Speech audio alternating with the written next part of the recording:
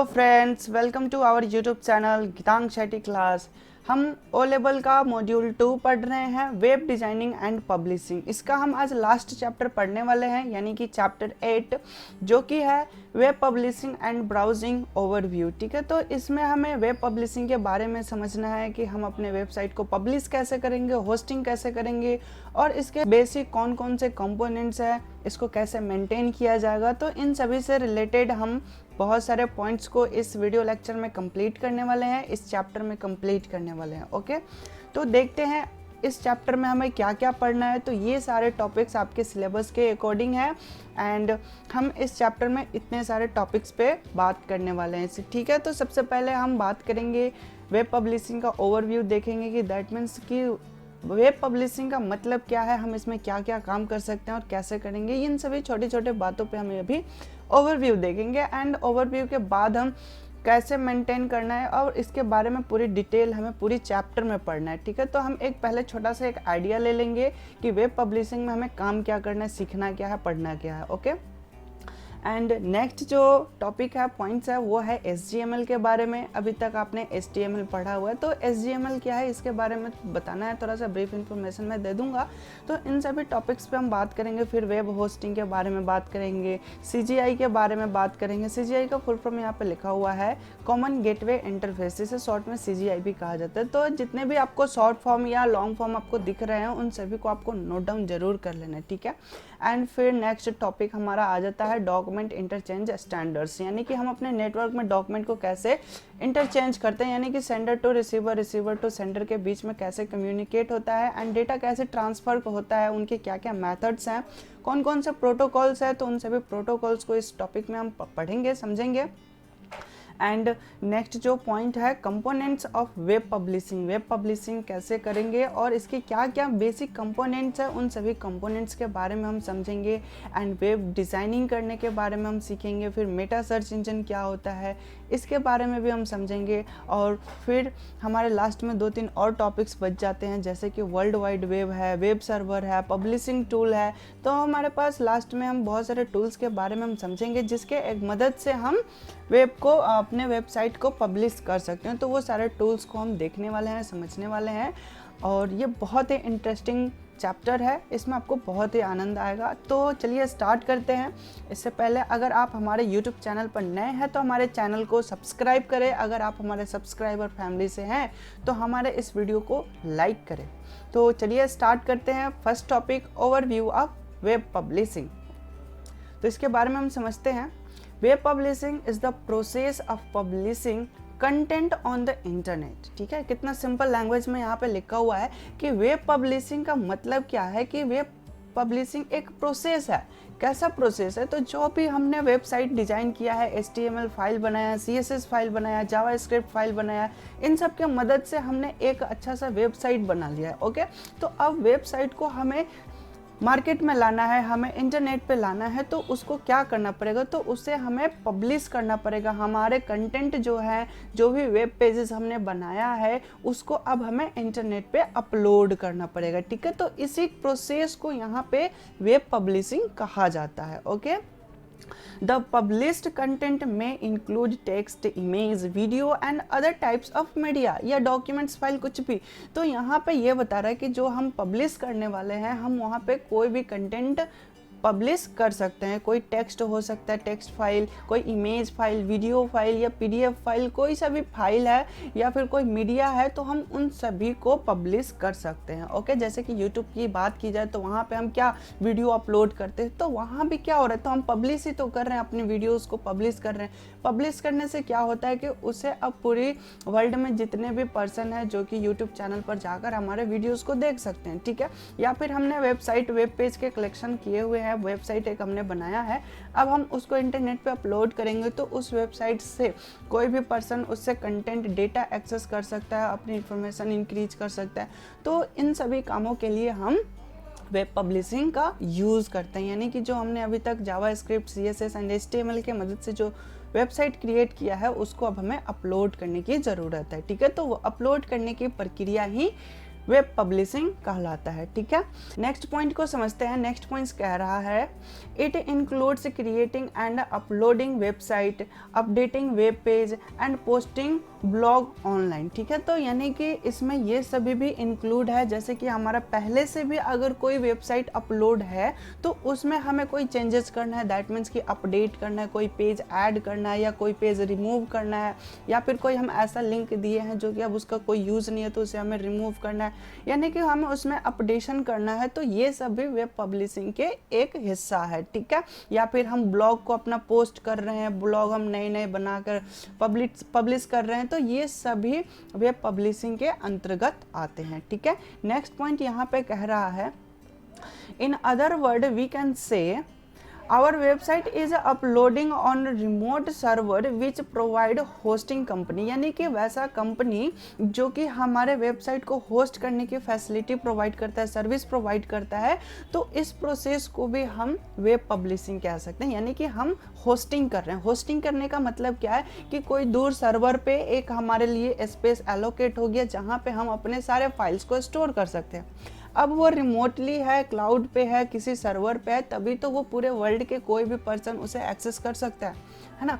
तो वही चीज़ है कि हम अपने अगर पर्सनली कंप्यूटर में रखेंगे तो उसे कोई एक्सेस नहीं कर सकता, क्योंकि सर्वर को हमेशा एनी टाइम ऑन रहना चाहिए और उसमें बहुत सारे सॉफ्टवेयर होने चाहिए ताकि वो प्रॉपर तरीके से हमारे वेबसाइट को मेंटेन कर सके, अगर कोई रिक्वेस्ट करता है तो उसको रिस्पॉन्स कर सके।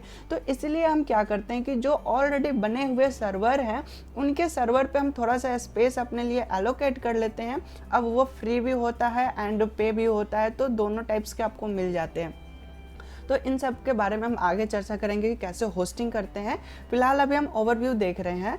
तो हम ये बता रहे थे कि जो सर्वर है जो कि रिमोट लोकेशन पे है, यानी कि कहीं दूर रखा हुआ है किसी एक सेंट्रल पोजीशन पे, जहाँ पे हम क्या बहुत सारे लोग अपने अपने वेबसाइट को वहाँ पे रजिस्टर कर देते हैं, वहाँ पे होस्टिंग कर देते हैं। ठीक है, ताकि कोई भी पर्सन उसे एक्सेस कर सके उस वेबसाइट को। ठीक है, तो वही चीज़ यहाँ पे कहा गया है कि वेब होस्टिंग भी वेब पब्लिशिंग कहा जा सकता है। ठीक है, वेब पब्लिशिंग और online publishing is also known as web hosting. Okay, तो यहाँ पे आपको ये ओवरव्यू तो मिल गया होगा कि वेब पब्लिशिंग को ही हम वेब होस्टिंग कहते हैं। और वेब होस्टिंग का मतलब क्या है कि किसी सर्वर पे अपने वेबसाइट को अपलोड करना, या फिर कोई मीडिया है जैसे वीडियो, इमेज है, या फिर कोई कंटेंट है, कोई टेक्स्ट है, या फिर अपने कोई ब्लॉग्स बना रखे हैं, तो कोई भी डेटा को अगर आप सर्वर पे अपलोड करने का काम करते हैं तो वो वेब पब्लिशिंग कहलाता है। ठीक है, यहाँ पे अपलोड एंड डाउनलोड ये दो अलग अलग चीज़ होते हैं। ठीक है,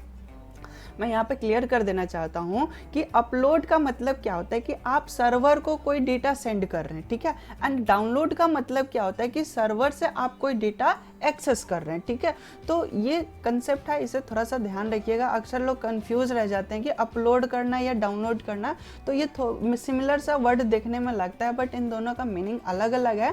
कि अगर हम सर्वर से डेटा अपने में डाउनलोड कर रहे हैं, जैसे मूवी डाउनलोड कर रहे हैं, वीडियो डाउनलोड कर रहे हैं यूट्यूब से, तो वो हमारे लिए डाउनलोड प्रोसेस कहलाएगा। ठीक है, अगर हम जैसे यूट्यूबर हैं तो यूट्यूबर क्या करते हैं कि अपनी अपनी वीडियोस को यूट्यूब के पास भेज देते हैं ताकि जो भी स्टूडेंट्स हैं, जो भी व्यूअर्स हैं, उनके वो क्या करें तो वहाँ से वीडियोस को एक्सेस कर सके। ठीक है, तो ये अपलोडिंग एंड डाउनलोडिंग का कंसेप्ट है।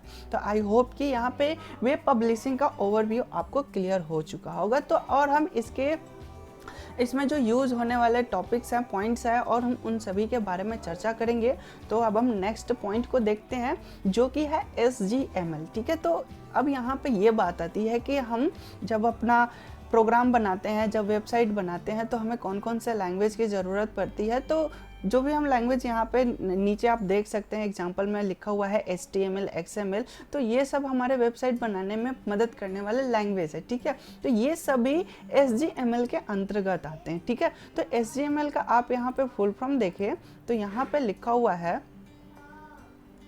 Standard generalised markup language. ठीक है, ये इसका फुल फॉर्म है, इसे आप याद रखिएगा क्योंकि एग्जाम में ऑब्जेक्टिव में ये सारे क्वेश्चन आ सकते हैं। ठीक है, तो यहाँ पे आपको ये चीज़ को ध्यान रखना है कि मैं यहाँ पे स्क्वायर ब्रैकेट लगा देता हूँ, बॉक्स बना देता हूँ, तो आपको ध्यान रहे कि स्टैंडर्ड जनरलाइज मार्कअप लैंग्वेज, ठीक है, SGML का ये फुल फॉर्म है। HTML deals with structural markup language, ठीक है। स्ट्रक्चरल का मतलब क्या होता है कि वो वेबसाइट का स्ट्रक्चर डिसाइड करेगा कि कौन सा कंटेंट किस जगह पे दिखाई दे। जैसे हम कंटेंट लिखते हैं वो सीरियली तरीके से वो हमारे कंटेंट को वेब पेज पे अपलोड करने का काम करता है, शो करने का काम करता है। जैसे जैसे हम टेक्स्ट अपने टैग लगाते हैं तो वो उसी सीक्वेंस में हमारे वेबसाइट पे दिखाई देते हैं, ठीक है। तो ये स्ट्रक्चरल मार्कअप लैंग्वेज होता है। It was made an international standard by ISO in October 1986, ठीक है। यानी कि ये 1986 अक्टूबर में क्या हुआ कि ये इसे इंटरनेशनल लेवल पे इसको मान्य मिल गई। यानी कि अब हर कोई भी वेबसाइट है, कोई भी बनाएगा तो HTML लैंग्वेज का यूज़ करके अपनी वेबसाइट को क्रिएट कर सकता है, ठीक है। तो इसे भी आप नंबर को, डेट को याद रखेंगे, ठीक है। ISO के द्वारा ये पब्लिश किया गया था ये HTML, एंड ये इंटरनेशनल लेवल पे ये अब मान्यता प्राप्त है। यानी कि कोई भी वेबसाइट बनाना है तो आप HTML के मदद से बना सकते हैं, ठीक है।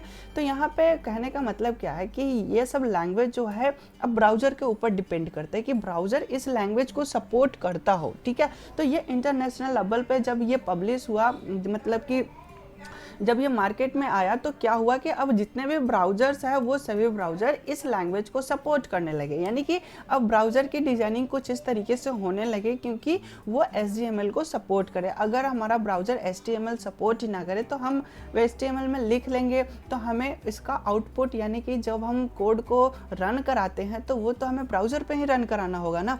तो अगर ब्राउज़र ही सपोर्ट नहीं करेगा तो फिर ये वर्क नहीं करेगा, ठीक है। तो यही चीज़ है कि यहाँ पे HTML को अब हर ब्राउज़र सपोर्ट करने लगा। ओके, आई होप कि ये चीज़ क्लियर हो गया होगा। और नेक्स्ट पॉइंट को अब हम देखते हैं। HTML soon become very popular thanks in particular to its enthusiastic acceptance in the editing world. यहाँ पे ये बता रहा है कि ये जो HTML है ये बहुत जल्दी पॉपुलैरिटी पा लिया, यानी कि बहुत जल्दी पॉपुलर हो गया। और ये किस फील्ड में पॉपुलर हुआ, तो एडिटिंग वर्ल्ड में। यानी कि हम अपने वेबसाइट को एडिटिंग करने में ये बहुत ज़्यादा पॉपुलर हुआ, ठीक है, by the large multiple national companies, and बहुत बड़े बड़े कंपनी जो है मल्टीनेशनल वो सब भी इसको सपोर्ट करने लगे और वहाँ भी इसका यूज़ करने लगा। गवर्नमेंट ऑर्गेनाइजेशन, ठीक है, तो कोई सरकारी संस्था थी, ऑर्गेनाइजेशन है, वो भी इन सभी का यूज़ करने लगे एंड मोर। तो यानी कि ये बहुत जल्दी पॉपुलर होने वाला लैंग्वेज है HTML। एंड एक चीज़ और आपको ध्यान रखना है कि ये किस चीज़ में पॉपुलर हुआ था, किस फील्ड में, तो एडिटिंग वर्ल्ड, ठीक है। यानी कि यहाँ पे हमारे एडिटिंग के लिए बहुत ज़्यादा यूज हुआ। अपने वेबसाइट को एडिटिंग करना है तो उस फील्ड में ये बहुत ज़्यादा पॉपुलर हुआ, ठीक है। एंड नेक्स्ट यहाँ पे एग्जाम्पल लिखा हुआ है HTML, जिसका फुल फॉर्म है हाइपर टेक्स्ट मार्कअप लैंग्वेज, जो कि आप पहले से भी जानते हैं। इसमें तो बहुत सारे आपने प्रोग्राम भी बनाया हुआ है, ठीक है।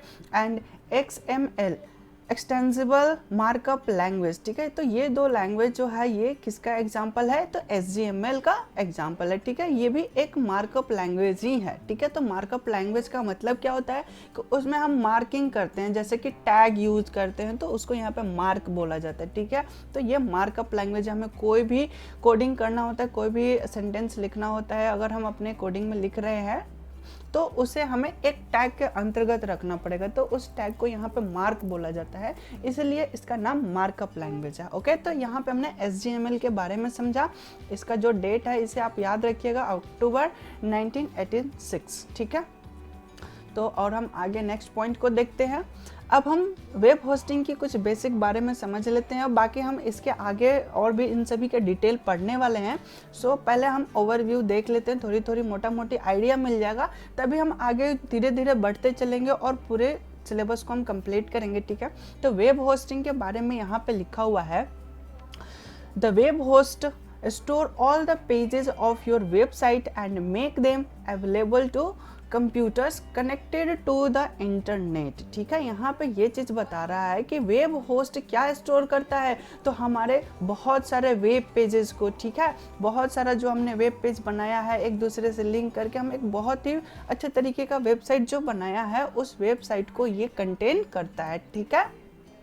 एंड ये जहाँ पे हम अपलोड करते हैं वो इंटरनेट से कनेक्टेड होता है, computer connected to the internet, ठीक है। बिकॉज क्यों, क्योंकि ये इससे हम कभी भी और कहीं भी हम एक्सेस कर सकते हैं, यानी कि हम डिफरेंट कंप्यूटर पे अपने वेबसाइट को अगर एक्सेस करना चाहे तो हम उसको एक्सेस कर सकते हैं। ये तभी पॉसिबल हो सकता है जब हमारा जो सर्वर है जहाँ पे हम अपने वेबसाइट को अपलोड कर रहे हैं वो 24 आवर वो इंटरनेट से कनेक्टेड हो एंड वो ऑन हो, ठीक है। तो तभी हम उसको कभी भी और कहीं भी हम उससे वेबसाइट को एक्सेस कर सकते हैं, ओके।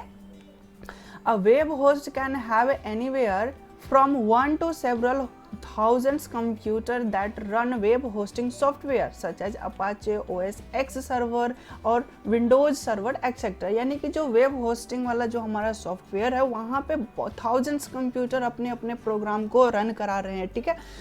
जो भी अपने वेबसाइट को होस्ट कर रहे हैं वहाँ पे अपने अपने सॉफ्टवेयर यूज़ कर रहे हैं, अपने अपने प्रोग्राम एग्जीक्यूट करा रहे हैं, ठीक है। तो बहुत सारे कंप्यूटर उस पर अपने अपने वेबसाइट को होस्ट किए हैं और उसको मेंटेन कर रहे हैं और वहाँ पे बहुत सारे सॉफ्टवेयर एग्जीक्यूट कर रहे होते हैं, ठीक है। जैसे कि अपाचे सॉफ्टवेयर हुआ, तो ये सब सर्वर बनाने के लिए यूज़ किया जाता है। OS X सर्वर, ये भी सर्वर बनाने के लिए यूज़ किया जाता है एंड विंडोज सर्वर। तो ये सभी सर्वर बनाने के कुछ सॉफ्टवेयर है, इसके अलावा भी और भी हैं। तो यहाँ पे ये समझना है कि जो वेब होस्टिंग वाला कंप्यूटर है तो वहाँ पे बहुत सारे वेब पेजेस अपलोड होते हैं और उनको मेंटेन करने के लिए बहुत सारे सॉफ्टवेयर एग्जीक्यूट कर रहे होते हैं एक टाइम पे, ठीक है। तो यहाँ पे वेब होस्टिंग के लिए हमें सर्वर की ज़रूरत होती है एंड सर्वर जो है वो बहुत ही पावरफुल होना चाहिए, तभी वो हज़ारों कंप्यूटर्स को हैंडल कर सकता है एंड बहुत सारे सॉफ्टवेयर को एक टाइम पे एग्जीक्यूट कर सकता है, ठीक है। कभी कभी एक टाइम में बहुत ज़्यादा ट्रैफिक आ जाता है, यानी कि सभी कोई एक ही वेबसाइट को एक्सेस करने लगते हैं, तो कभी कभी वो भी हैंग कर जाता है, यानी कि सर्वर डाउन हो जाता है, यानी सर्वर बिजी हो जाता है, ठीक है। तो वो सबको एक मैसेज दे देता है कि अभी हमारे पास बहुत ज़्यादा ट्रैफिक है, आप सभी वेट करें, ठीक है। कभी कभी आप देखे होंगे जैसे कि रिजल्ट आता है तो उस टाइम पे हम किसी वेबसाइट को एक्सेस करने की कोशिश करते हैं तो वो प्रोसेसिंग करते रहता है, बट वेबसाइट ओपन ही नहीं हो पाता बिकॉज कि वहाँ पे ट्रैफिक बहुत ज़्यादा होता है और उसकी भी कुछ लिमिटेशन है, क्योंकि वो तो बहुत सारे सॉफ्टवेयर को यूज़ कर रहा है, बहुत सारे वेबसाइट को मेंटेन कर रहा है, तो हर वेबसाइट को कुछ लिमिटेशन दिए जाते हैं कि आप एक टाइम में इतने पर्सन ही यूज़ कर सकते हैं, ठीक है। खैर ये तो अलग की चीज़ है, लेकिन वहाँ पे ये चीज़ है कि वहाँ पे बहुत सारे वेबसाइट हैं एंड बहुत सारे हमारे सॉफ्टवेयर एग्जीक्यूट कर रहे होते हैं, इसलिए सबको एक अपना अपना सेपरेट लोकेशन मिला हुआ है एंड सेपरेट टाइम मिला हुआ है, ठीक है।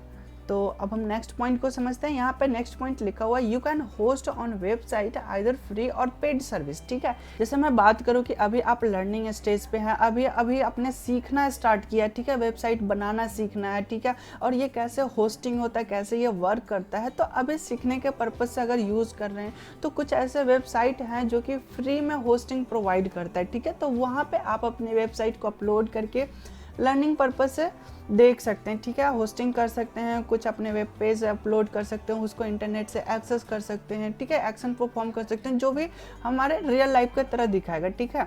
बट कुछ ऐसे हैं जो कि पेड सर्विस है, जैसे कि अगर आप कमर्शियली यूज़ करना चाहते हैं, इनकम के लिए यूज़ करना चाहते हैं, या फिर आप अपने वेबसाइट को पॉपुलर करना चाहते हैं, तो आपको पेड सर्विस ही यूज़ करना चाहिए। फ्री वाले से वो पॉपुलर नहीं होगा, वो बस लर्निंग के लिए यूज़ किया जाता है, ओके। तो हम दो तरीके से होस्टिंग कर सकते हैं, फ्री भी कर सकते हैं एंड पेड सर्विस भी यूज़ कर सकते हैं, ठीक है। When you used paid service you to pay monthly fee, ठीक है। जब आप पेड सर्विस यूज़ कर रहे होते हैं तो आपको मंथली या एनुअली फ़ी पे करने की ज़रूरत होती है, that various depending on how much disc space and bandwidth your site will use, यानी कि इसके जो पेमेंट का जो अमाउंट है वो आपके वेबसाइट के ऊपर डिपेंड करता है कि आपका वेबसाइट या फिर आपने सर्वर पे कितना स्पेस एलोकेट किया हुआ है। सपोज 2 GB जिन्होंने किया है और किसी ने 10 GB वो यूज़ कर रहे हैं, तो जो 2 GB यूज़ कर रहा है उसको कम पे करना पड़ेगा, जो 10 GB यूज़ कर रहा है उसे ज़्यादा पे करना पड़ेगा। तो वो आपके डिपेंड करता है आपके होस्टिंग के ऊपर कि आप कितना स्पेस एलोकेट कर रहे हैं सर्वर पे, उसके अकॉर्डिंग आपको पेमेंट करने होते हैं और भी मेंटेनेंस के लिए आपको उसको पे करने होते हैं, ठीक है। तो आप मंथली भी कर सकते हैं या एनुअली पैकेज ले सकते हैं, जैसे आपके रिक्वायरमेंट है आप अपने हिसाब से उसको सिलेक्ट कर सकते हो। वहाँ पे आपको बहुत सारे प्लान दिख जाएंगे होस्टिंग करने के लिए। ओके, तो हम कैसे होस्टिंग करते हैं ये हम बाद में देखेंगे, अभी हम थ्योरेटिकली समझ लेते हैं। तो जो हम अपने वेबसाइट को किसी सर्वर पे अपलोड करते हैं, वेब पेज को, वेब पेज के कलेक्शन को, वेबसाइट को, तो उसे हम होस्टिंग कहते हैं। एंड जो हमारा होस्टिंग कंप्यूटर होता है, यानी कि जो हमारा वेब सर्वर होता है, वो एक टाइम में बहुत सारे कंप्यूटर को एग्जीक्यूट कर रहे होते हैं, बहुत सारे सॉफ्टवेयर को एग्जीक्यूट कर रहे होते हैं। ठीक है, तो होस्टिंग करने के लिए हमारे पास दो मेथड्स हैं, free and service. Type of hosting देखते हैं, तो टाइप ऑफ होस्टिंग में यहाँ पे लिखा हुआ है 3 टाइप्स ऑफ होस्टिंग। ठीक है, एक तो हमने देखा था free hosting and paid hosting. ठीक है, तो ये था हमारा फ्री होस्टिंग, तो एक तो हमारा फ्री हो गया। एंड पेड में भी 2 तरीके के आते हैं। ठीक है, एक होता है शेयर्ड वेब होस्टिंग एंड एक होता है रीसेलर वेब होस्टिंग। ठीक है, तो share hosting and reseller hosting, इन सभी को हम एक एक करके समझते हैं। तो यहाँ पे फर्स्ट में लिखा हुआ है फ्री वेब होस्टिंग। ठीक है, तो पहले हम इसको समझ लेते हैं।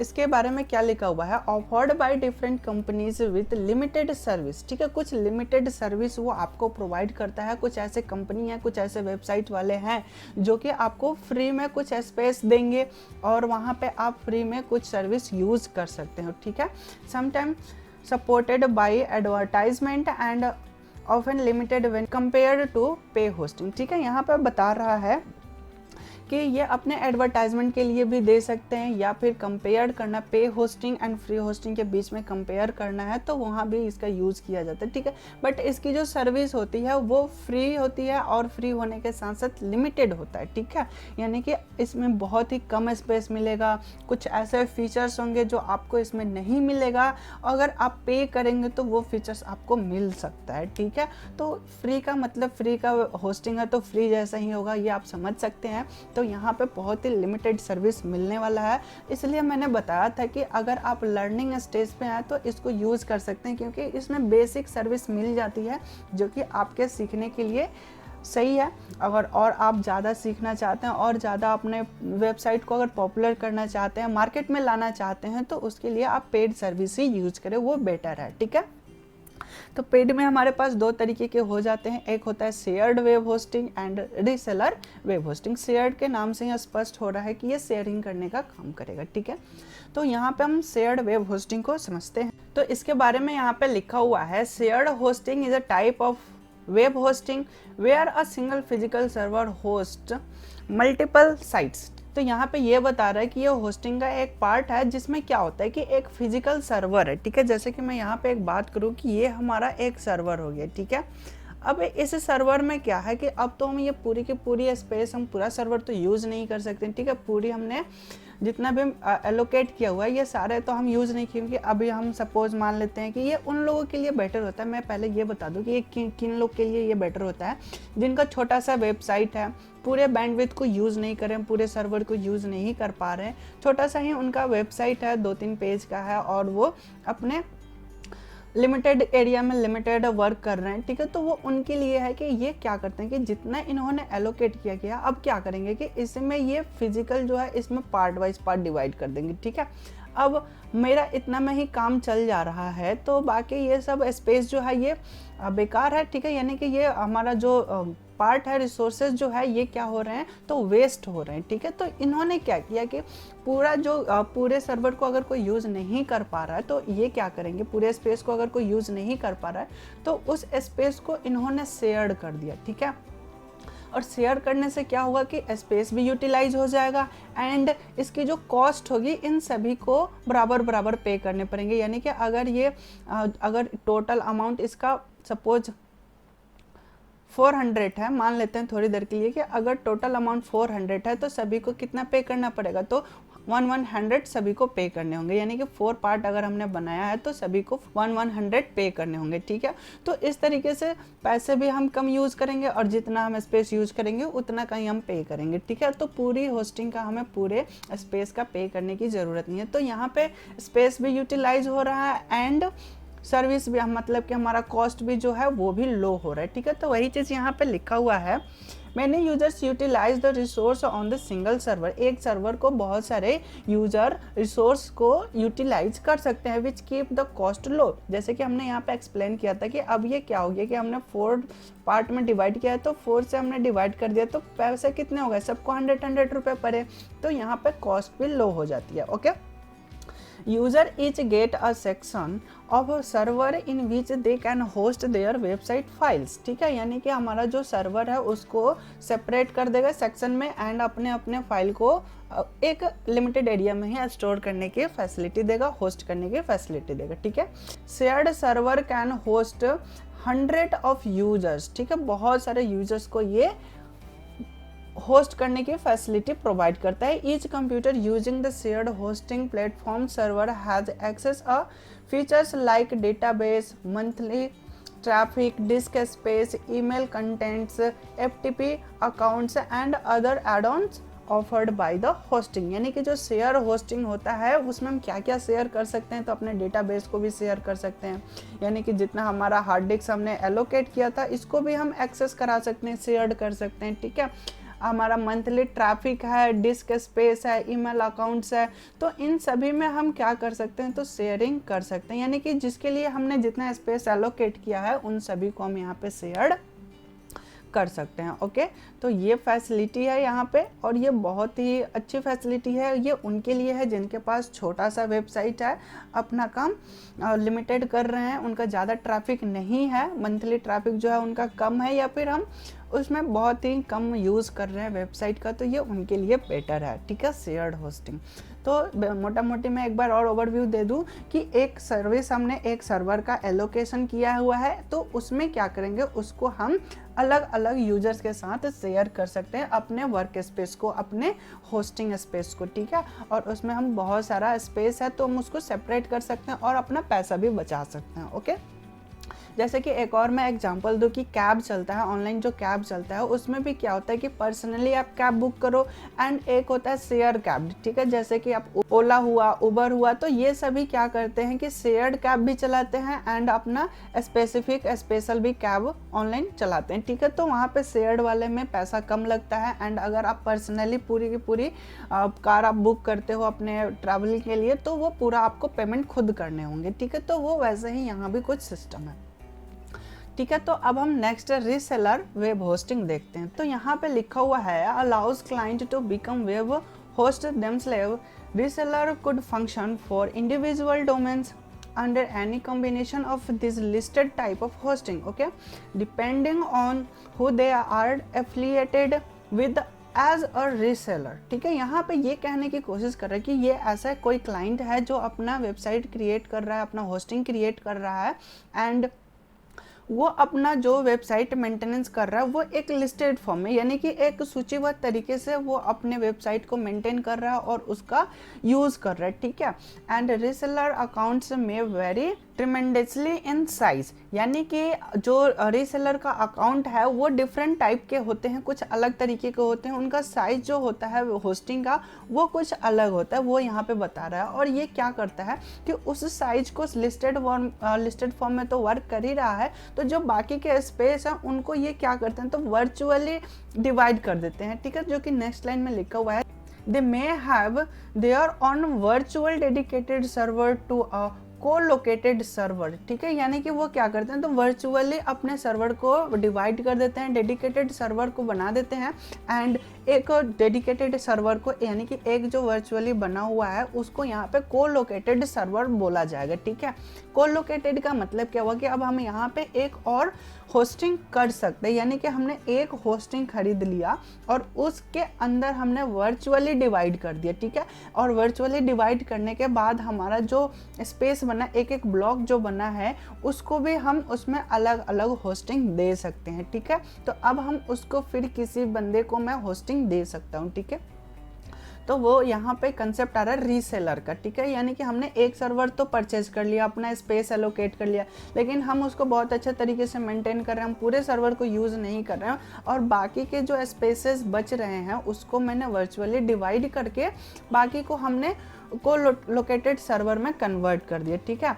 Many reseller provides nearly identical service to their provides shared hosting plan, ठीक है। यानी कि शेयर होस्टिंग प्लान की तरह भी इसका यूज़ किया जा सकता है। दैट मीन्स कि हम किसी थर्ड पार्टी को हम उस स्पेस को बेच सकते हैं, उसको सेल कर सकते हैं, यानी कि वो वहाँ पे अपना होस्टिंग स्पेस कर सकता है, होस्टिंग कर सकता है, ठीक है। Provide the technical support themselves, ठीक है। यानी कि अब वो टेक्निकली इन सभी को यूज़ कर सकता है। तो यहाँ पे रीसेलर होस्टिंग को मैं एक बार ग्राफ से बता दूँ तो यहाँ पे वैसे ही कुछ कंसेप्ट आ रहे हैं कि हमने एक सर्वर परचेज किया और इसको हमने अच्छे तरीके से मेंटेन कर रहे हैं, है तो हमारे पास भी डेटा, बट हम अपने डेटा को वर्चुअली डिवाइड कर दिया, ठीक है। इसमें हमने है तो मेरे अंडर ही सारा, ठीक है, बट हमने इसको वर्चुअली डिवाइड करके हमने हर एक पार्ट को किसी के साथ हमने किसी दूसरे पर्सन की हमने होस्टिंग इसमें एस्टेब्लिश कर ली अपने सर्वर के अंदर, ठीक है। तो ये इसको हम रीसेलर वेब होस्टिंग कहते हैं। जैसे कि हम बात करें कि हमने सपोज एक एग्जांपल से मैं समझाता हूँ, जैसे कि हमने एक फ्लैट बुक किया, ठीक है, और उस फ्लैट के अंदर वो मैंने बुक कर लिया या फिर हम उसको रेंट पे ही लिए हैं, तो हम उसको रेंट 10,000 रुपये पे कर रहे हैं, लेकिन हमारा जो यूज़ हो रहा है उसमें 4 रूम है, तो हमने एक ही रूम को यूज़ करना है, हम बाकी के जो 3 रूम है वो वैसे ही वेस्ट हो रहे हैं। तो हम क्या करेंगे कि हम उसमें अपने अंडर उसको क्या करेंगे कि उसको भी हम रेंट पे लगा देंगे, ठीक है। तो उन सभी का रेंट हमें मिलेगा और फिर हम क्या करेंगे तो अपने ऑनर को रेंट पे कर देंगे। तो कुछ ऐसा ही यहाँ पे कंसेप्ट है कि हमने किसी से परचेज किया और उसको हमने वर्चुअली डिवाइड कर दिया एंड फिर उसको हमने किसी दूसरे के साथ उसके वेब होस्टिंग को हमने अपने सर्वर पे अपलोड कर लिया, ठीक है। तो ये और इसको हम अलग अलग लिस्ट करके अपने अपने तरीके से इसको मेंटेन कर सकते हैं, ओके।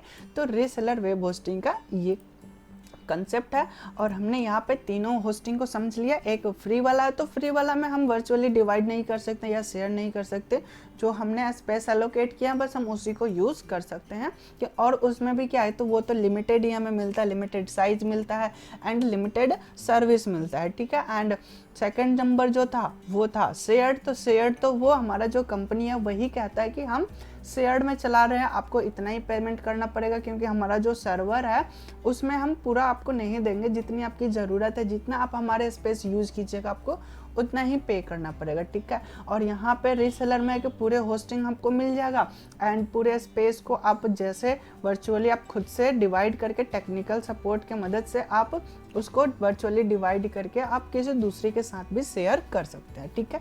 तो आई होप कि ये 3 टाइप्स के होस्टिंग आपको क्लियर हो चुके होंगे। अब हम नेक्स्ट पॉइंट को देखते हैं। नेक्स्ट पॉइंट जो है वो है कॉमन गेटवे इंटरफेस, ठीक है। ये बहुत ही इम्पॉर्टेंट टॉपिक है, इसको थोड़ा सा समझना इम्पॉर्टेंट है क्योंकि यहाँ पे क्या होता है कि फाइल की जब ट्रांसफरिंग होती है या फिर अगर हम कोई चीज़ सर्च करते हैं तो वो कहाँ से हमारे डेटा को एक्सेस करके लाता है या फिर उसकी वर्किंग फंक्शनैलिटी क्या होती है, वो कैसे हमारे नेटवर्क में ट्रैवल करता है, जो भी हमने सर्च किया है वो कैसे आ जाता है। तो ये सब जो कंसेप्ट है ये CGI के अंतर्गत आते हैं, ठीक है।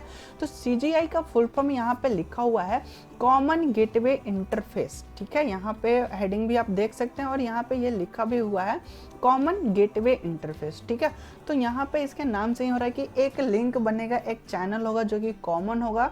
कॉमन का मतलब क्या है कि यहाँ पे इमेज में भी देखेंगे कि हमारे वेब सर्वर एंड डेटाबेस के बीच में ये लिंक एस्टेब्लिश करने का वर्क करता है, ठीक है।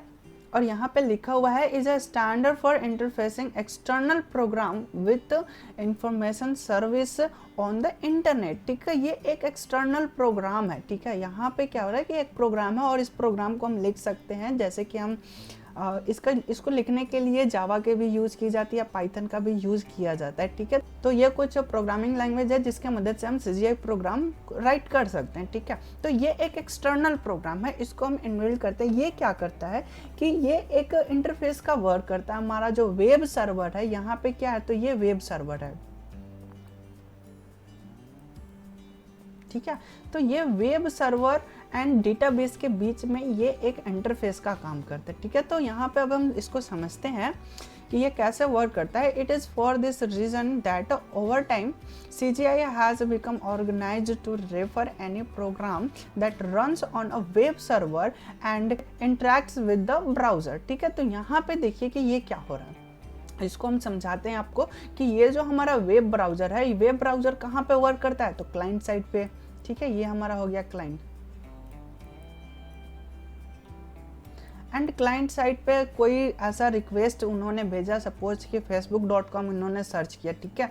तो यहाँ पे क्या हुआ कि facebook.com इन्होंने वेब पेज के HTTP थ्रू रिक्वेस्ट सेंड किया, तो ये जाएगा वेब सर्वर के पास। वेब सर्वर के पास क्या होता है, वेब सर्वर क्या होता है, तो इसे समझिए कि वेब सर्वर एक ऐसा सर्वर है, एक ऐसा कंप्यूटर है, या ऐसा सर्वर हम बोलेंगे। सर्वर क्या, तो सर्वर भी एक कंप्यूटर ही होता है, ठीक है, जहाँ पे हमारे सारे रिकॉर्ड्स स्टोर होते हैं, ठीक है।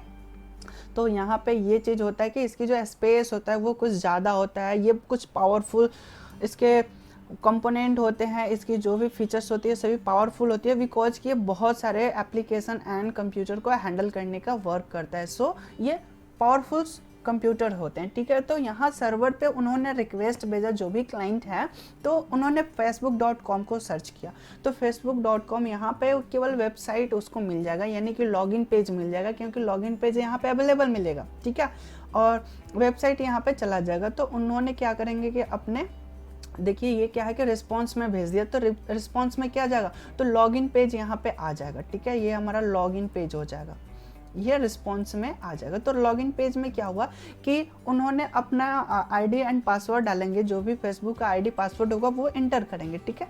तो इंटर जैसे ही करेंगे तो फिर वो क्या करेगा, वो रिक्वेस्ट इनका लेकर आएगा, यानी कि ईमेल, वो अपना फेसबुक आईडी एंड पासवर्ड को वो फिर लेके आएगा वेब सर्वर के पास। अब वो क्या करेगा कि अब वेब सर्वर पे उसका वेरिफिकेशन होगा कि हाँ ये सही है। अगर एरर होता है तो वेब सर्वर तुरंत इनको एक रिस्पॉन्स कर देता है कि आपका जो आईडी पासवर्ड है वो रॉन्ग है, ठीक है, फिर से आप ट्राई करें या फिर फॉरगेट करें वगैरह।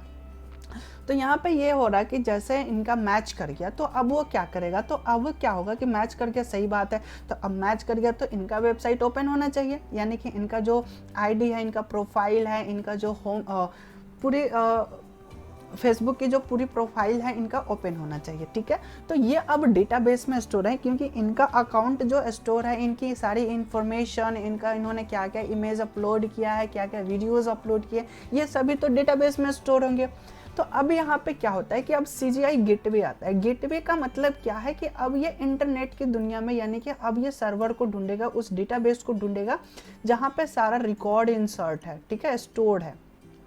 तो वहाँ CGI गेटवे यहाँ पे आएगा, CGI प्रोग्राम रन करेगा और इनके पास जो भी क्वेरी होगी, जो भी इन्होंने रिक्वेस्ट भेजा है उसको यहाँ पे ये सॉल्व करेगा, ठीक है, यानी कि इनका डेटा फेच करेगा, इनका क्या डेटा है उसको ये फेस करेगा कि इनका वेबसाइट हमें चाहिए, या फिर इन्होंने कोई चीज़ सर्च किया है तो उसको डेटाबेस में क्वेरी चलाएगा, क्वेरी करने के बाद उसका रिजल्ट आएगा, तो फिर CGI प्रोग्राम सर्वर के पास भेज देगा। अब सर्वर क्या करेगा, तो फिर इसको HTML फॉर्म में भेज देगा क्लाइंट को, ठीक है। तो यहाँ पे डेटाबेस में का काम क्या है कि वहाँ पे हमारे वैल्यूज स्टोर्ड है, ठीक है, हमारे जो इमेजेस है वो स्टोर्ड है, जो हमने वीडियोस भेजे हैं, अपलोड किए हैं फेसबुक पे, वो स्टोर्ड है। तो ये फेसबुक का डेटाबेस है। तो यहाँ पे डेटाबेस से डेटा कलेक्ट करेगा, डेटा कलेक्ट करने के बाद फिर वो सर्वर के पास भेजेगा, सर्वर क्या करेगा, क्योंकि उसको वेब पेज के फॉर्म में फिर ट्रांसलेट करेगा, एंड ट्रांसलेट करने के बाद हमें क्लाइंट को देगा। तो क्लाइंट तो चूंकि ब्राउज़र ही यूज़ कर रहा है, गूगल क्रोम यूज़ कर रहा है या फिर फेसबुक ऐप यूज़ कर रहा है, तो वो सभी इंटरनेट से चलने वाले वेब ब्राउज़र्स हैं, ठीक है। तो वेब ब्राउज़र केवल HTML फाइल को ही सपोर्ट करता है, PHP फाइल को सपोर्ट करता है, तो वो ब्राउज़र के फाइल में कन्वर्ट करके यहाँ पे लिखा हुआ है HTML फॉर्मेट, तो वो वेब पेज के फॉर्म में वो ट्रांसलेट करके फिर वो क्लाइंट के पास रिट्रीव करेगा। तो ये गेटवे CGI का पूरा वर्किंग फंक्शनैलिटी है एंड इनका पूरा डिटेल है, ठीक है। तो आई होप कि ये आपको समझ में आ गया होगा कि ये कहाँ पे वर्क करता है और कैसे वर्क करता है। तो डेटाबेस एंड वेब सर्वर के बीच में एक इंटरफेस का ये वर्क करता है, ठीक है। डेटाबेस से रिजल्ट फेच करता है एंड सर्वर को ट्रांसफ़र करता है, और ये सर्वर उसको HTML यानी कि वेब पेज के फॉर्म में ट्रांसलेट करके कन्वर्ट करके वेब ब्राउज़र को फिर सेंड कर देता है। Web browser that means what, कि क्लाइंट जहाँ पे वेब ब्राउज़र यूज़ कर रहे हैं उनके पास, ठीक है। तो ये इस तरीके से इसकी वर्किंग फंक्शनैलिटी है गेटवे, कॉमन गेटवे इंटरफेस का, ठीक है। तो इंटरफेस का मतलब क्या है कि ये दो ऑब्जेक्ट के बीच में ये इंटरफेस का वर्किंग करेगा, यानी कि ये बीच का काम करेगा और ये टू वे में काम करते हैं, ठीक है। दोनों सेंडिंग एंड रिसीविंग दोनों काम ये करते हैं, ओके। तो ये हमने कॉमन गेटवे इंटरफेस का वर्किंग फंक्शनैलिटी समझा। इसमें जो आपको याद रखना है वो ऑब्जेक्टिव के लिए मैं बता दूं कि इसका फुल फॉर्म आपको याद रखना है और ये कैसे वर्क करता है।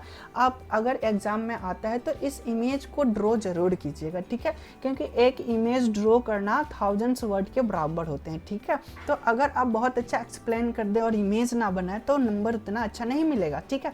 लेकिन आप छोटा सा डायग्राम बना देंगे तो जो एग्ज़ाम कॉपी चेक करने वाले होते हैं वो फिगर देख के ही आपको नंबर दे देंगे, कि वो जानते हैं कि जो फिगर बना हुआ है फिगर को ही देख के वो उन्होंने कंटेंट लिखा होगा, ठीक है। तो कंटेंट उतना रीड नहीं करना प्रेफर करेंगे, इमेज देख के ही आपको नंबर दे देंगे। सो आप जितना से ज़्यादा इमेज बनाने की कोशिश करें उतना ज़्यादा बेटर रहेगा, ठीक है, क्योंकि आपकी कंसेप्ट क्लियर रहेगा और इमेज आप बना लेंगे तो आपको क्या लिखना है ये भी आइडिया मिल जाएगा, ठीक है। तो आपने इमेज बनाकर और इमेज से रिलेटेड आप बहुत अच्छा लिख भी सकते हैं, ठीक है, क्योंकि आपको आइडिया मिल जाएगा कि हमें लिखना क्या है। अगर सोच के लिखेंगे तो टाइम भी किल होगा, ठीक है। तो इस तरह से आप इसका यूज़ कर सकते हैं और अच्छा नंबर ले सकते हैं। और हम इसके बारे में कॉमन गेटवे इंटरफेस का हम एक एक डेफिनेशन देख लेते हैं। कॉमन वर्ड क्या, कॉमन गेटवे और इंटरफेस ये 3 वर्ड है और इन तीनों वर्ड का हम मीनिंग समझ लेते हैं।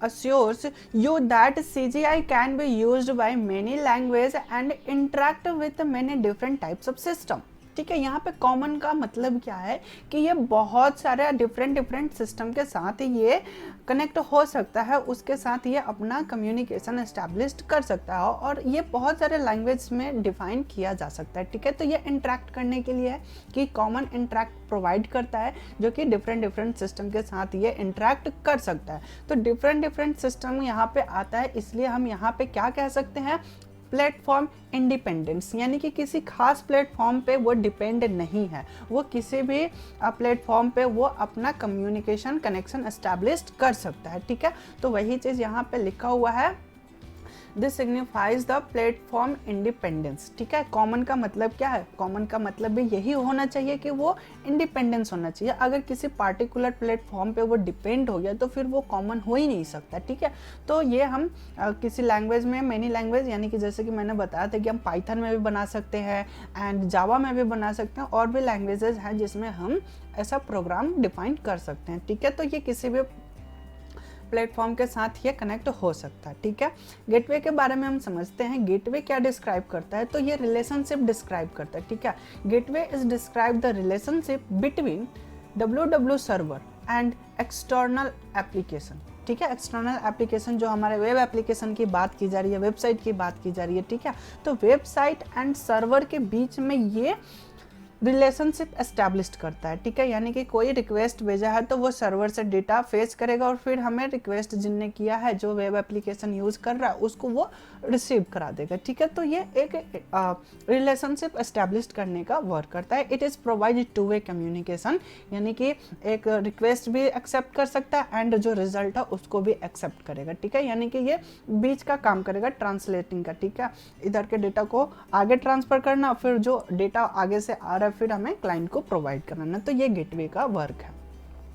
इंटरफेस का मतलब क्या होता है, it is a communication providing a smooth transparent interaction between the client and the server, ठीक है। ये एक बहुत ही स्मूथली कनेक्शन प्रोवाइड करता है, कम्युनिकेशन करना, इंटरफेस प्रोवाइड करना, जिसके माध्यम हम बहुत ही आसानी तरीके से कम्युनिकेट कर सकते हैं, अपने डेटा को ट्रांसमिट कर सकते हैं, ठीक है, बिटवीन क्लाइंट एंड सर्वर। तो ये इंटरफेस का वर्क है कि वो एक कम्युनिकेशन ऐसा एस्टेब्लिश करे, ऐसा कम्युनिकेशन हमारा एस्टेब्लिश करे ताकि हमारा काम करना आसान हो जाए, ठीक है। तो इंटरफेस का मतलब हमने समझ लिया एंड यहाँ पे हमने तीनों वर्ड्स के मतलब समझ लिए कि ये तीनों वर्ड क्या है। ओके, तो हमने यहाँ पे कॉमन गेटवे इंटरफेस के बारे में समझ लिया, इसका डायग्राम भी देख लिया और इसकी वर्किंग फंक्शनैलिटी भी हमने समझ लिया। जैसे कि हमने बात किया कि कॉमन गेटवे इंटरफेस तो ये क्या करता है, तो हमारे वेब पेज को ट्रांसलेटिंग करने का काम करता है, server to client and client to server.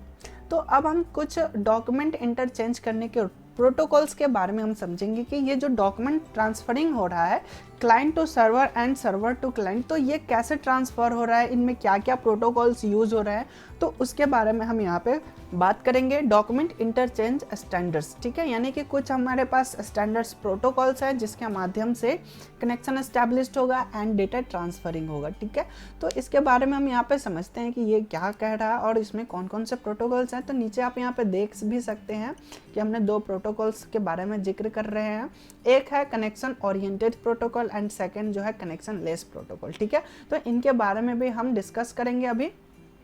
तो यहाँ पे लिखा हुआ है when you are a request to server for any web page और file download then server response us according to request. यहाँ पे क्या हो रहा है कि जब हम कोई रिक्वेस्ट भेजते हैं किसी वेब पेज के लिए या फिर किसी फाइल डाउनलोड करना है उसके लिए, तो वेब सर्वर क्या करता है कि हमें रिस्पॉन्स करता है जैसा हमारा रिक्वेस्ट होगा उसके अकॉर्डिंग।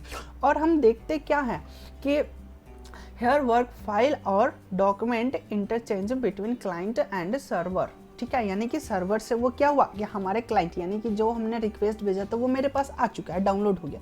तो यहाँ पे क्या हो रहा है, तो ट्रांजैक्शन हो रहा है। किसका ट्रांजैक्शन हो रहा है, तो फाइल का ट्रांजैक्शन हो रहा है, डॉक्यूमेंट्स के ट्रांजैक्शन हो रहे हैं। अगर हमने कोई बुक डाउनलोड किया है पीडीएफ फॉर्म का, कोई पीडीएफ फाइल डाउनलोड किया है, तो ये क्या हुआ, तो पीडीएफ फाइल कहीं ना कहीं तो किसी सर्वर पे स्टोर होगा, तभी तो हम वहाँ से डाउनलोड कर रहे हैं। तो यहाँ पे डॉक्यूमेंट हमारे पास आ गया सर्वर से, तो ये किस रास्ते से आया है, क्या इसके प्रोटोकॉल्स थे, क्या रूल्स एंड रेगुलेशन थे, तो उसके बारे में हम इस टॉपिक में बात करेंगे, ठीक है। We know that every computer in network exchange data according to their rules and regulation, ठीक है। यानी कि नेटवर्क में हम कोई भी डेटा ट्रांसफरिंग का काम करते हैं तो कोई रूल्स एंड रेगुलेशन होता है जिसे हम प्रोटोकॉल्स के नाम से जानते हैं, ठीक है। तो आपने बहुत सारे प्रोटोकॉल्स के बारे में भी पढ़ा होगा, बट यहाँ पे हम दो टाइप्स के प्रोटोकॉल के बारे में बात करेंगे। एक है connection oriented protocol and connection less protocol, ठीक है।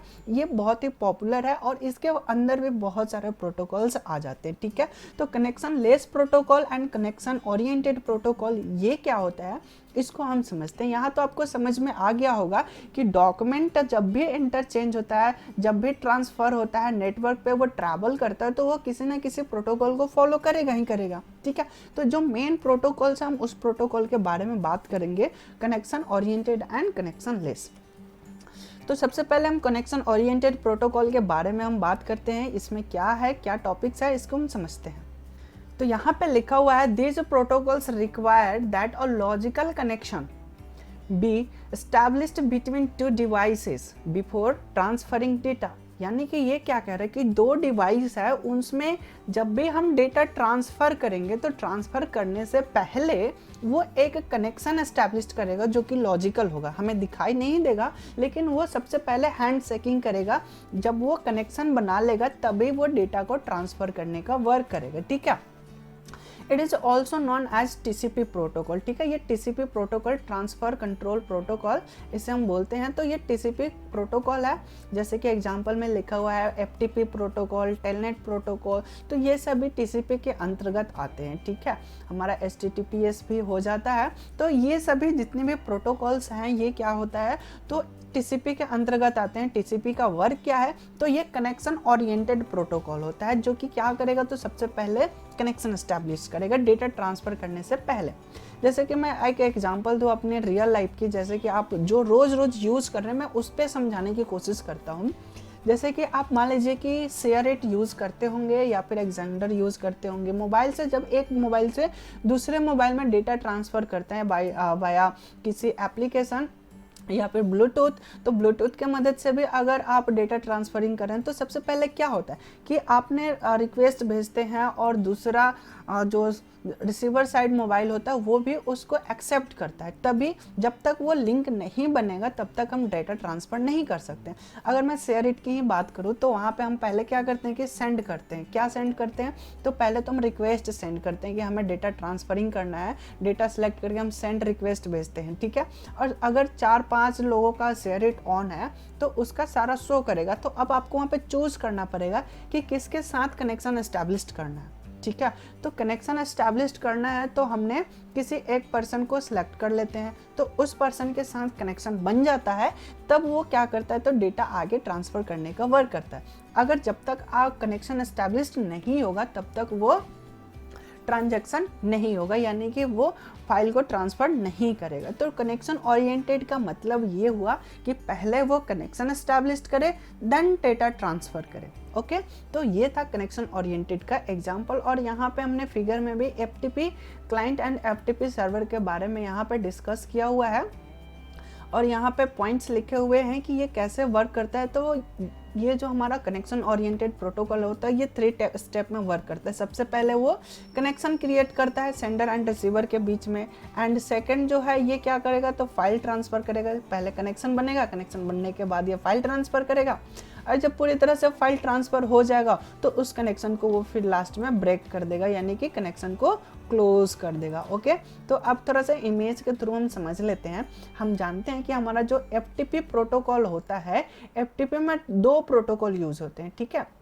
मैं यहाँ पे लिख भी देता हूँ, अगर आपको पता है तो अच्छी बात है, अगर नहीं पता तो आप याद रखिएगा कि जो हमारा फाइल ट्रांसफ़र प्रोटोकॉल होता है इसमें 2 प्रोटोकॉल यूज़ किए जाते हैं। एक होता है 20 एंड 21, ठीक है। तो 21 का वर्क क्या है, तो यहाँ पे आप देखेंगे कंट्रोल चैनल ये क्या करेगा, तो एक कनेक्शन एस्टैब्लिश करने के लिए पोर्ट नंबर 21 का यूज करेगा। सबसे पहले ये कनेक्शन बनाएगा। कनेक्शन कैसे बनेगा, तो ये 1 वे डायरेक्शन होता है, ठीक है। क्लाइंट सर्वर की तरफ रिक्वेस्ट भेजेगा और सर्वर क्या करेगा, इसको एक्सेप्ट करेगा, ठीक है। तो एक्सेप्ट जैसे ही करेगा तो ये कनेक्शन एस्टैब्लिश्ड हो गया, यानी कि क्लाइंट एंड सर्वर के बीच में एक लिंक बन गया। लिंक बन गया। अब क्या होगा कि अब डेटा जो है क्लाइंट अपना रिक्वेस्ट सेंड करेगा कि मुझे इस फाइल की ज़रूरत है, तो अब क्या करेगा, सर्वर उसको उस डेटा का रिस्पॉन्स देगा, उस रिक्वेस्ट का रिस्पॉन्स देगा, यानी कि जो भी फाइल वो मांग रहा है वो फाइल उसे प्रोवाइड करा देगा, ठीक है। तो ये जो डेटा ट्रांसफरिंग वाला जो चैनल बनता है उसको डेटा चैनल बोला जाता है और ये पोर्ट नंबर 20 पे वर्क करता है। ओके, यानी कि इसमें 2 चैनल क्रिएट होते हैं, एक कंट्रोलिंग का एंड दूसरा डेटा ट्रांसफरिंग का, ठीक है। Data channel and control channel. तो कंट्रोल चैनल के लिए पोर्ट नंबर 21 यूज़ किया जाता है एंड डेटा ट्रांसफ़र करने के लिए पोर्ट नंबर 20 यूज़ किए जाते हैं। तो इसको आपको याद रखना है। कभी कभी एग्जाम में ऐसे क्वेश्चन आ जाते हैं कि पोर्ट नंबर 20 किसके लिए यूज़ किया जाता है FTP में एंड 21 किस पर्पस से यूज़ किया जाता है। तो इन दोनों को आपको याद रखना है, 20 डेटा ट्रांसफ़र करने के लिए एंड 21 कनेक्शन एस्टैब्लिश करने के लिए, ठीक है। तो ये था हमारा कनेक्शन ओरिएंटेड, जो कि क्या कहता है, तो डेटा ट्रांसफ़र करने से पहले हम लिंक करेंगे, हैंड शेकिंग करेंगे, हम उनसे रिक्वेस्ट भेजेंगे।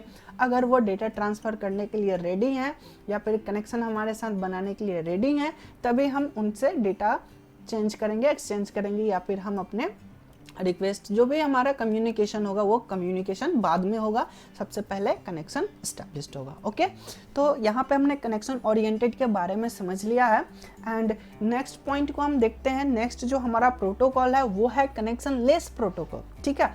इसके नाम से ही समझ में आ रहा है कि ये कनेक्शन एस्टैब्लिश्ड नहीं करेगा, ये कनेक्शन लेस है, ठीक है।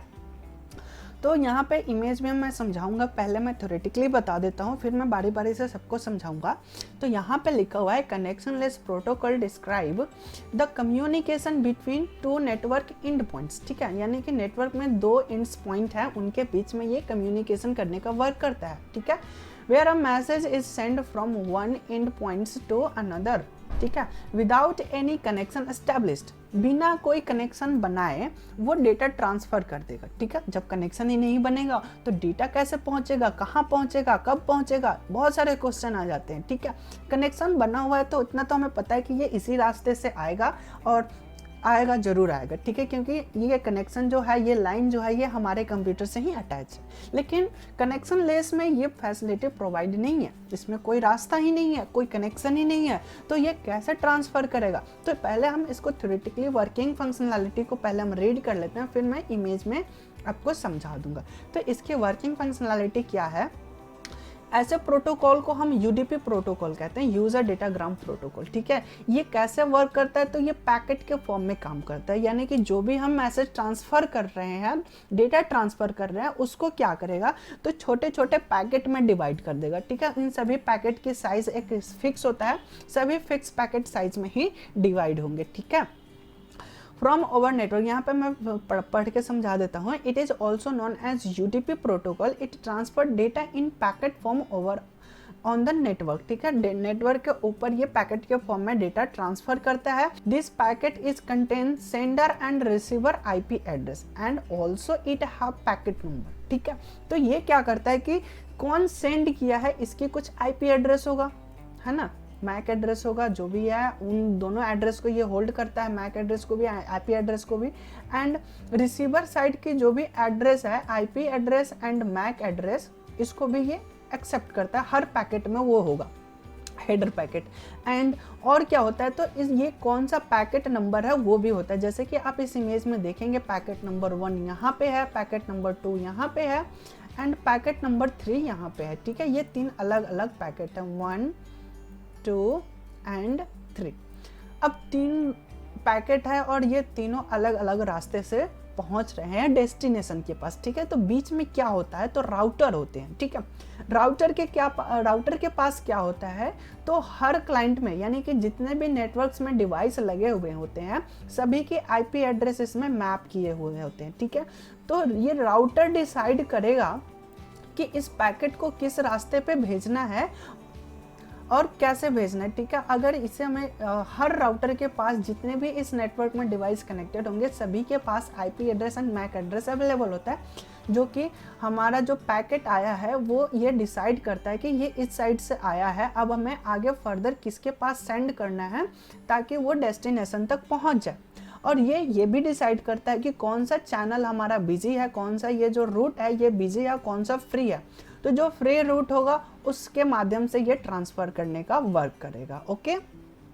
तो यहाँ पे हमने समझा कि कैसे वर्क करता है। तो पैकेट के फॉर्म में ये ट्रांसफ़र होता है और हर पैकेट के पास अपना एक आईडी होता है, यानी कि पैकेट नंबर होता है, एंड कहाँ से हमने चला है और कहाँ हमें पहुँचना है, यानी कि फ्रॉम एंड टू, फ्रॉम की address, receiver address and sender address, दोनों एड्रेस उसके पास अवेलेबल होता है, ठीक है।